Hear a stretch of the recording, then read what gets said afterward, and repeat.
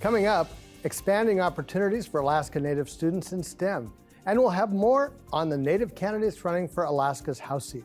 Plus, tribes in the Southwest have a complicated history with uranium. We'll look at the latest environmental cleanup. I'm Mark Trahant for Aaliyah Chavez. Join us for those interviews, plus headlines from the ICT Newscast. The Walter Cronkite School of Journalism and Mass Communication at Arizona State University is honored to be a supporter of Indian Country Today. Working with award-winning professors, Cronkite students learn news reporting, social media, shooting and editing videos, and producing content for communications industries. Cronkite's 15 professional programs give students the opportunity to cover critical issues throughout the U.S. and beyond. Learn more at cronkite.asu.edu.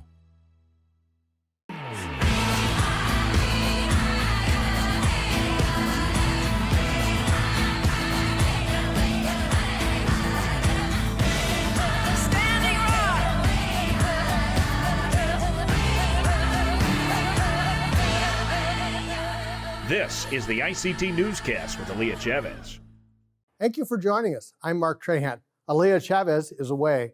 Tribes from Florida to Alaska are working together to harness alternative sources of energy, with many focusing on the power of the sun. The goal is to generate millions of dollars in revenue, create jobs, and reduce utility costs for tribal citizens. Solar projects are already underway in the nations in Florida, the Southwest, and the Pacific Northwest. By 2030, solar jobs are expected to almost double in the U.S., and in March, President Joe Biden announced more than $9 million in grants for projects related to clean energy in Native communities. To read more about this story, visit our website at IndianCountryToday.com and search for the headline, Renewable Energy, Jobs of the Future. Indigenous leaders in Maine say they would like to have access to federal-level tribal grants and programs. Last week, leaders from 4 tribes in Maine made their way to Washington, D.C. They testified in favor of a bill that would allow them to benefit from future federal laws despite their state-recognized status. Unlike more than 550 federally recognized tribes, these nations are governed under the Maine Indian Claims Settlement Act of 1980. The Houghton Band of Maliseets chief, Clara Sabetis, told Congress they only want the same access as federally recognized tribes. A proposal in the state's legislature to amend the Land Claims Settlement Act will be voted on later this month. It faces a possible veto by Maine's governor, Janet Mills.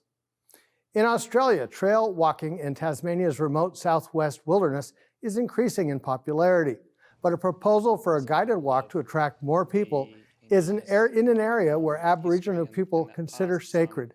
Tiny remote hamlets in Tasmania are accessible for day trippers. They also are the start and the end points of multi-day walks in the region. A 7-day guided walk being proposed could stretch for 52 miles on the South Coast Track. But in what might seem like a rush to tourism for revenue, Indigenous Australians say they don't feel like their voices are being heard. The South Coast is so significant and important to our people. We should be the ones that are consulted at the very start, but unfortunately we have been completely left out of this process so far. The Tasmanian government believes the plan for the walking trail strikes the right balance between tourism and conservation. Nearly 50 years ago, Gary Farmer started his acting career. He's from the Cayuga Nation in Canada, and he's acted on stage before Hollywood called. In 1983, he was cast in his first movie, Police Academy. Today, a whole new generation of fans can watch him in several television series, including Reservation Dogs and Resident Alien. Patty Talahungava caught up with Farmer about his career. You are Native American. I am Nooch.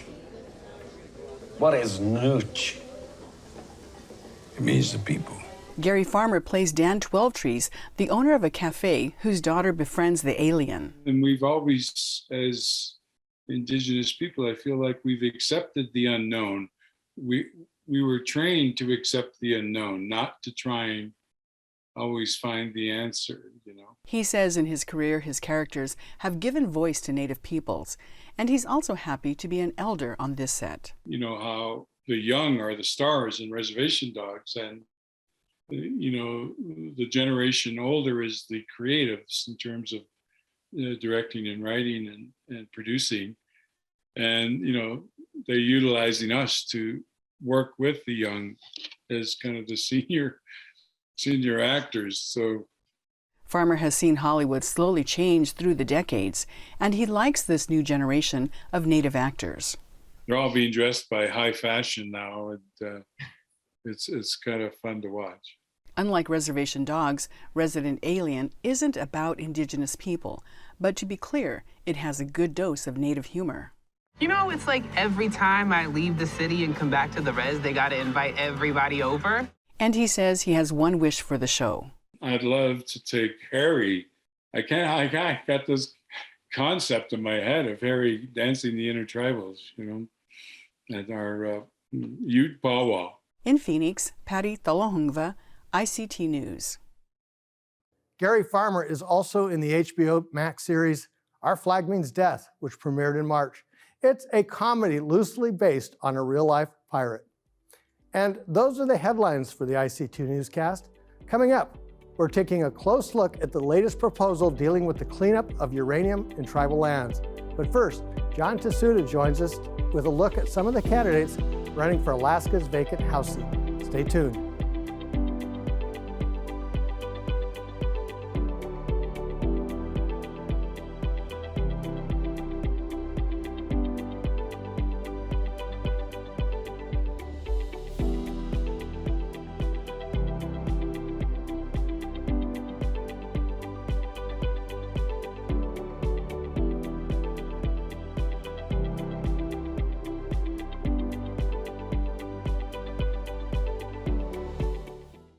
There are 48 candidates running for Alaska's House seat to elect a replacement for Don Young.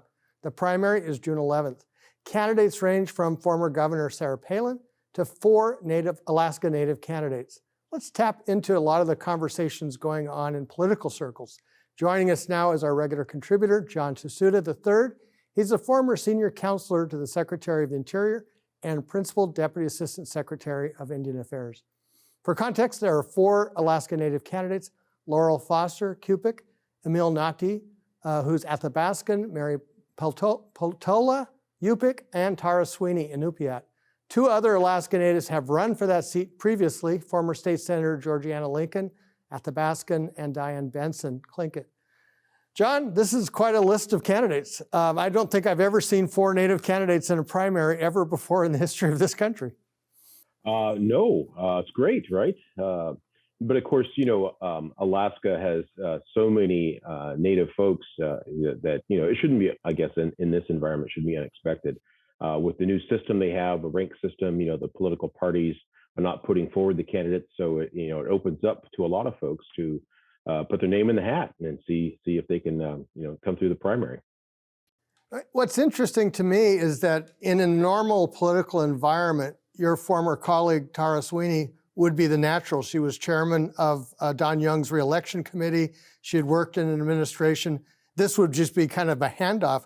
But with 48 candidates, there is no handoff. No, there's not.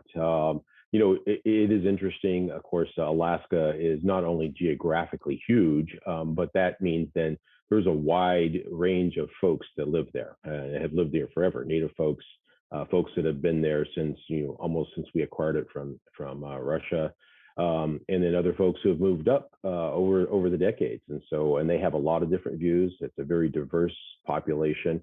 And so somebody like Don Young, over time really became emblematic in a way, a symbol of Alaska. He's a rugged character and whatnot, but was beloved. And so when he's gone, then, it sort of gives rise as well to people to express sort of where they come from and their particular part of the state. And again, with this rank system they have now, there's not party primaries. So the parties really, are not that involved in the actual, election this time. And so again, it was it open to a lot of people that put their name in the hat. And I think though that, there was some name recognition. Obviously Tara was, former colleague of mine, and I think she's highly qualified. And but she's also been able to work at several levels there in Alaska, not just the federal level, but the state level. With her native village and with the regional corporation that she was part of, and also, working at the state legislature. So she has, I think a wide level of name recognition. It might be a challenge for a lot of those other candidates, except for I understand that Santa Claus is actually running for the seat as well. So he probably has pretty good name recognition. Exactly. Well, that would be an interesting one. And of course, the headlines are all about former Governor Palin, and what she brings to the race is national attention. For Indian country, though, what this race does is really open up the idea that there is a wide range of political views within Indian country. How important is that? Well, I think it's very important in a state like Alaska, which even in normal times, without the rank election system they put in place, the parties are not as strong there as they typically are in other states, the political parties. Alaska is very independent-minded. I don't have any numbers for sure, but I've been told that registered independent voters outnumber both parties in the state, and so I think it's a unique state, obviously, and so the electorate is very unique. One thing I've heard Don Young say in previous years was that he always wanted to be replaced by an Alaska Native, and that was, he said, his personal goal. And I wonder if that idea is out there in this election at all. Well, it's been mentioned. Read a little bit. Now, I'm not entirely sure what that means or what Don intended. But historically, while that's a nice sentiment, that it often has not actually had much of an impact on the election itself. And looking at Hawaii, right? There were when Senator Dan Inouye, beloved, by the nation, by Indian people, by everybody, was getting ready to pass. He apparently expressed some interest in somebody to succeed him, and didn't quite work out that way. So I think that the reality, once that person is gone, it's harder to implement that through the electorate. Well, and as you point out, especially in Alaska's unique election, then June 11th, there'll be 4 candidates coming out of that primary. And then every voter will get multiple choice, basically first, second choice, third, until they come up with 50% plus 1. And a lot of people, and we only have about 40 seconds left, but one of the weaknesses in American democracy is we often don't get to 50% plus 1. And this system actually does that. It's true. There is, again, when you have a state with such an independent-minded electorate, maybe this is a good system to reflect that. It certainly puts the parties to the sideline, as I said, and maybe it is more democratic. Well, unfortunately, we'll have to leave it there. Thank you, John. Thanks. Always good to talk with you, Mark.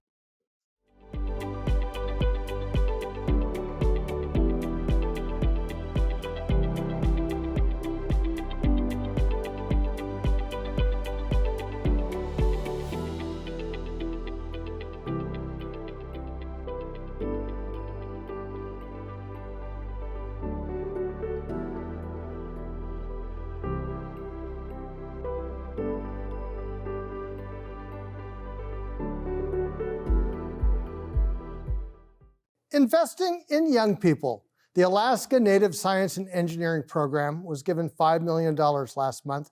The funding is dedicated to expanding the program's Acceleration Academy, which allows students to earn their high school diploma while earning college credit at the University of Alaska Anchorage. Joining us today is Herb Schroeder. He is the founder of the program and vice provost. Thank you. Hello, Herb, and thank you for joining us. Hello. Thank you for having me.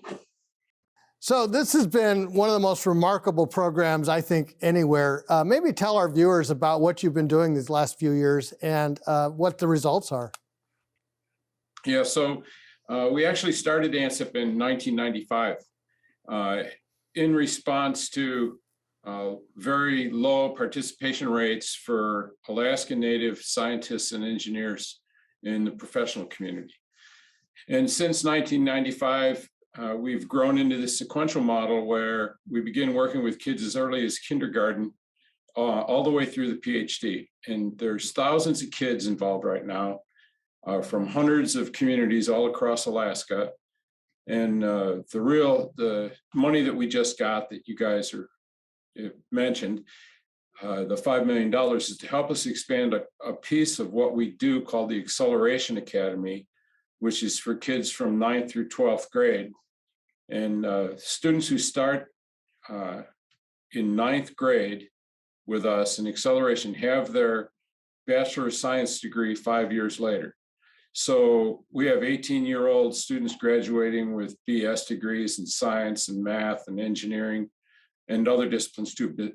People are doing business degrees. What have you seen from some of the young people that have gone through your program? Well, our students immediately, none of them have any trouble getting jobs. They move into professional positions in every sector of our economy in Alaska. And some students are even going outside now, outside the state of Alaska for jobs. What are the challenges starting with a STEM program? I mean, this in some ways takes you back to 1995, but in other ways is still relevant today. What are the challenges of dealing with students at particularly younger levels? Yeah, so the biggest challenges are not with the students. The biggest challenges are with the system. The kids are eager, and because especially when you start working with them so young, they're just natural scientists and they're natural engineers and very inquisitive, and it's fun for them to solve problems. So we work with them that way, but the system is a problem, and it's overcoming those institutionalized systemic barriers that have been our biggest challenge.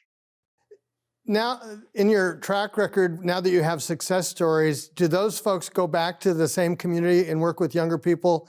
I mean, one of the things I always think is you see someone successful and you want to be like that.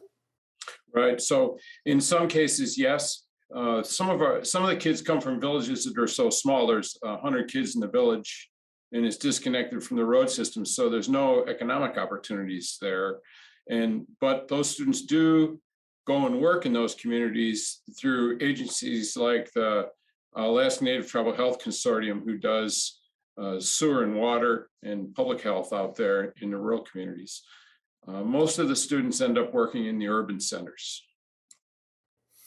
We just did an Indian Country Today look at jobs of the future, and two categories that really showed up were healthcare jobs and green energy jobs as growth opportunities. Do you see anything laying the groundwork for those two? Yeah, so both those jobs, the foundation is still in the health sciences when students are at the university for health jobs, and the other green energy foundation is all in science and engineering. So we're doing all that work to get those students ready for the pipeline now. The $5 million for the Accelerator program, how specifically will that be used? Yeah, that's startup money so that we can get new acceleration academies started in Kotzebue, Alaska, which is in the far northwest corner of the state, in Dillingham, which is kind of western Alaska, and then in southeast Alaska in Juneau. And that'll give us 6 locations for acceleration academies. And an interesting thing about this is next fall, we're going to have 300 full-time university students, and 200 of them are going to be in high school. Wow. And so they race through and basically are out in the workforce sooner, and their cost of education also shrinks. Yeah, oh yeah. So just using the cost of attendance through the University of Alaska, it saves families $75,000. And the really remarkable thing about this is if you go through and start with a kid who's a freshman in high school and figure out the cost to government for that student to get a degree in Alaska, it's about $280,000. A cost to government to do it the way that we do it is less than 90. Wow, that's impressive. What's the most important takeaway for folks? Is there an expansion of this potentially in other places? Yeah, so we're deep into the public policy piece of this now. We want to get the state to begin to pay for what we do. And we've got this model built, and we want to take it and push it out to every single community in the United States. That's impressive. Herb Schroeder, thank you so much. Yeah, thanks for having me.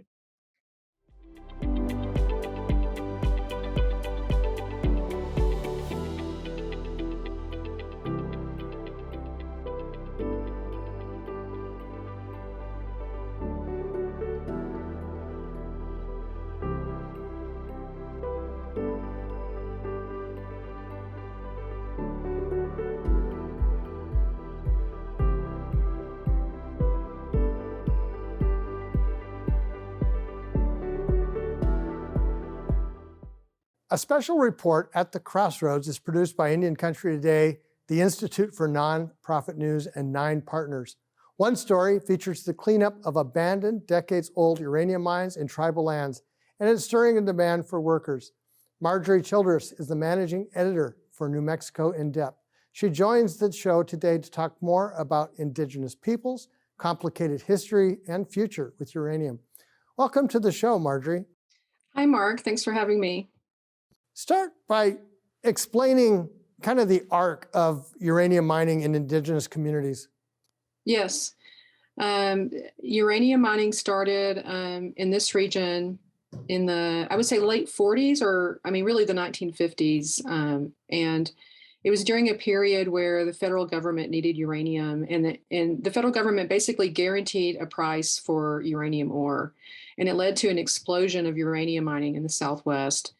New Mexico is home to what's referred to as the Grants Mineral Belt. It's one of the most, it's rich. The uranium ore underneath this region of the state is rich and extends from Laguna, Pueblo to all the way out to almost Gallup in the western part of our state, reaching well into the Navajo Nation. And then, of course, uranium ore extends all across the nation. So it was definitely for 30 years being mined all over the Navajo Nation. And then when the industry, imploded, the United States stopped buying all the ore, and then it just imploded over, the following decade. Basically, abandoned radioactive uranium mines now litter the landscape because they weren't cleaned up in western New Mexico and across the Navajo Nation. A significant number in our state cluster on or near Navajo. So, community activism, I would say, over many years, by impacted residents, Navajo residents, and other people in the western part of our state, spurred congressional hearings in the 2000s, which led to federal agencies more actively working together to find solutions and go after cleanup money from the corporations that left the mines behind. Now, here we are, starting probably a few years ago, several large corporate settlements started, happening that will ensure now that more than 200 of the mines on Navajo will be cleaned up. There's over 500 that are identified on Navajo now.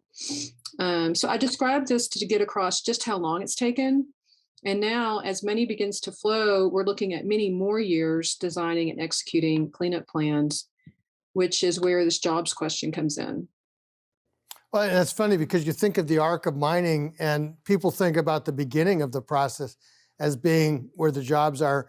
But in case after case, and certainly with toxic minerals like uranium, a lot of the jobs are really at the end of the process. Well, true. And so, there was a big fight, a few years ago over a uranium permit, an active uranium permit on Mount Taylor, which is a sacred site for many of the tribes in New Mexico. And during that struggle, you heard arguments from a lot of people about, in the area about the need for jobs.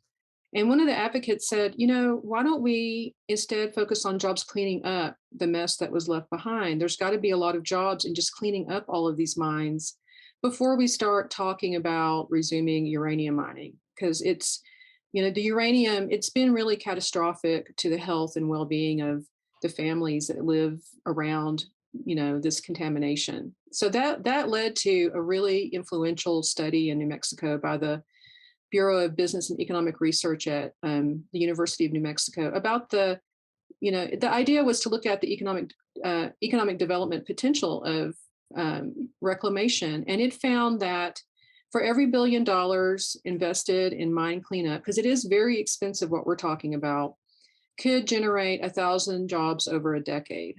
And that led to our state legislature passing a bill a couple months ago that created a revolving fund for cleanup, directed state agencies to work together and coordinate more on uranium remediation, and to look at it through an economic development lens to help companies and locals get the training and skills they need and understand how to access some of these contracting opportunities that will come down from the federal government as this money begins to flow.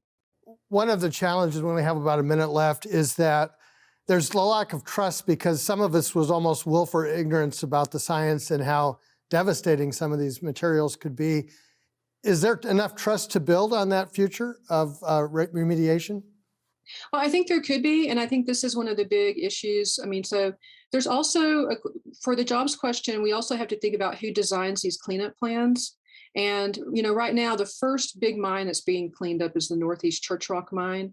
And the plan calls for moving the contaminated debris simply across the highway to, off Navajo land, but across the highway. So it's still in the community. So I think that, there are some questions around trust when you don't have local people at the table designing those plans to start with. So yeah, I mean, it's a really good question.